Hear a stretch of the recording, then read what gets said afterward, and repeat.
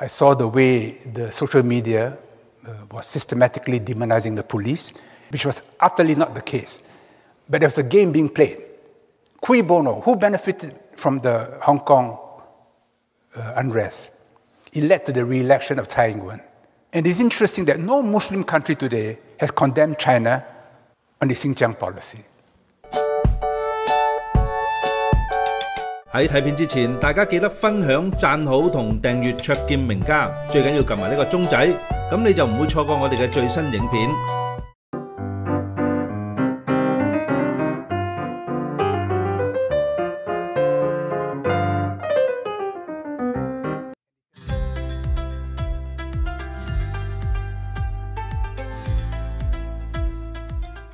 In the question of Xinjiang and the Uyghurs, the US State Department and various British actors are saying that there has been genocide, whilst the leading scholars of the law of genocide, they say that there is no evidence, there is no proof, and that the US State Department should stop using this classification unless it produces the proof. By making use of such classifications as genocide and crimes against humanity, one also generates feelings of blameworthiness and that there is a threat from the Chinese government. What are your thoughts on the way the US and British actors use human rights terminology, the human rights narrative, and soft international law in the contest which you refer to between the United States and China? Well, it's part of the information warfare that makes it very difficult for us sometimes to know what to believe and what not to believe. I first accompanied Lee Kuan Yew to Xinjiang in the year 2000, just before he stepped down as Prime Minister. I was surprised when I went there to find that road signs were in Roman characters, in Chinese characters, and in Arabic characters. So I asked accompanying Chinese officials, I said, when did that happen? Oh, he said Mao Zedong wanted it. In fact, when the communists took over, they restored the names of many places to their Uyghur names. But of course, the Chinese attitude is, you're a minority, you threaten me politically, I smash you. Like they did with Yaqub Bey in the 19th century, the Qing dynasty. But if you don't threaten me, then I'm very generous to you. In fact, I treat you better than Han people. So the population policy never applied to the Uyghurs. And that's why there are many more Uyghurs today in proportionate terms than Han Chinese and any other group. So there's certainly no physical genocide. In 2001 August, I went back to Xinjiang, the trade delegation, and I went to Kashgar. In Kashgar, I saw women in Central Asian burqas, which is a whole basket put on top of their head. I was shocked. I asked Chinese officials, I said, why do you allow this? They said, no, it's a custom. When I was in Urumqi, they took me horse riding. I can't ride a horse to save myself. So they said, no, don't worry. A young girl or boy will hop behind you, a Kazakh, and they'll gallop the horse. And it was very exciting. I tried to speak to her in my poor Mandarin. She could not understand me. So again, I asked the Chinese, I said, why aren't you teaching them Chinese? They said, no, they're nomads, we leave them alone. They did not realize then, it was 2 weeks before September 11, that the Salafis had been working on their minds.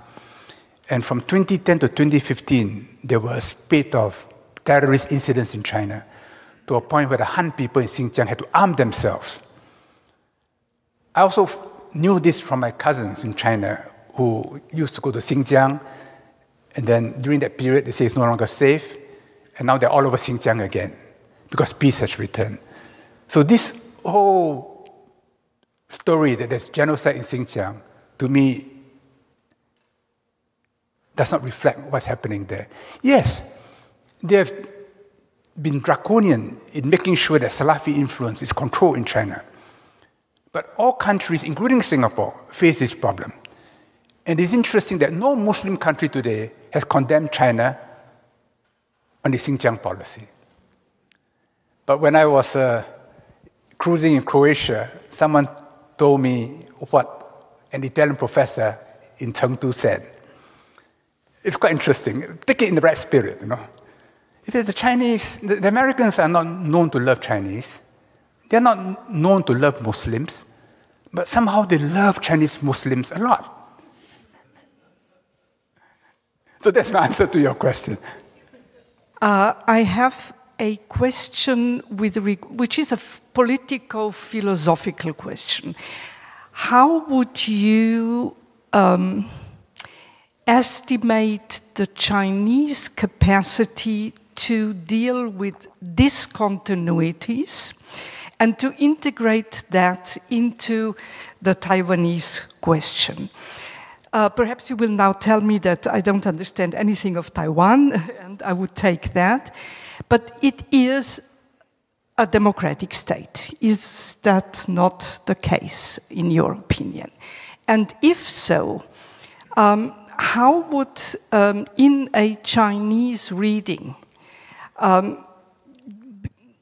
to be dealt with this democratic development as a different one, as China has experienced, in order to perhaps assess the whole question of independence in a different way? Is that at all feasible, thinkable, etc.?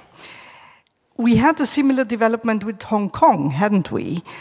Where there was this solution of one country, two systems. And, well, I don't think that China really lived up to that. But, yeah, perhaps you see this differently. Thank you. China never accepted the Treaty of Nanjing, which ceded Hong Kong in perpetuity to the British as being a valid treaty. They never accepted that. The issue was not put to the test because a large part of Hong Kong, on the mainland side, was leased to Britain for 99 years. And even by British law, that land had to be returned. And when that land is returned, Hong Kong is no longer viable. In 1982, Margaret Thatcher visited Deng Xiaoping and mooted the idea of another 50 years of British rule. She was badly advised. Deng Xiaoping, with great accuracy, spat into a spittoon, And Margaret Thatcher was so rattled when she left the Great Hall of the People, she tripped on the steps. And they knew that that's not negotiable. So in 1984, they had the Joint Declaration.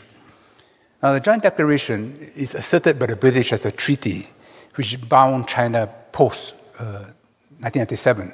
China never accepted that. The Joint Declaration is called a Joint Declaration because you make your declaration, I make my declaration, we put it out together in order to facilitate a smooth handover on June 30th, 1997. It was not a treaty. If it was the treaty like the Treaty of Nanjing, it would have been called a treaty. So the Chinese are saying, once we have a smooth handover, sovereignty has returned to China. But China in this declaration said that it will promulgate a basic law, which it legislated in consultation with Hong Kong people, under which one country, two systems would last for 50 years. In that basic law, a national security law in Hong Kong must be enacted. So for 20 over years, it was never enacted, which means that in terms of performance, Hong Kong failed to keep up its side of the bargain. So the mainland then imposed national security law on Hong Kong, but still requires Hong Kong to make subsidiary legislation. And that's right now being done. I lived in Hong Kong during that period, and my wife and I no longer felt safe. I saw the way the social media was systematically demonizing the police, and the Hong Kong police is nothing like police in Paris or Los Angeles or New York. And they were extremely well behaved, but they were made to look as if they all had horns and tails, which was utterly not the case. But there was a game being played. Cui bono? Who benefited from the Hong Kong unrest? It led to the re-election of Tsai Ing-wen, because all the pundits said that she would lose to Han Kuo-yu. Yeah. But because of what happened in Hong Kong, the whole table turned. So I have a very interpretation of Hong Kong, and it's based upon my own experience living there and the sort of things which were happening. That when they stormed the legislature, I think it was Nancy Pelosi who said, "Oh, what a glorious sight," until January 6th happened. Then it didn't look so glorious after that. So the double standards were so thick you could cut through it with a knife. Yeah. So on Taiwan, China has told Taiwan, you can keep the army. So long as you accept the idea of one China, you can interpret it the way you want. It means that you're not independent. And one day when we unite, maybe I'll drop PRC, you drop ROC, and we can call it China. Yeah. So it is an internal affair. It is one of reconciliation. You know, when Annalena Baerbock, the German foreign minister, visited China recently, State Councillor Wang Yi, who was a former foreign minister, he said something which to me was very moving. He said, "We supported German reunification. We hope Germany will support our reunification. Germany was divided because it was an aggressor. China was divided because it was a victim. So the moral cause of German reunification is on any balance greater than German reunification." I thought that was a very powerful message that Wang Yi put across, but it was hardly reported in your media. And you mentioned briefly the war in Ukraine. I was about to ask you, what is your take about China non-opposition to the invasion of a sovereign country? So China should have no unrealistic expectation that it can ever divide America from Europe. The relationship between Europe and America is a profound one, particularly white America. But America's demographics are changing. When the rest of us thought that China was in turmoil, the merchandise trade surplus went up to $870 billion.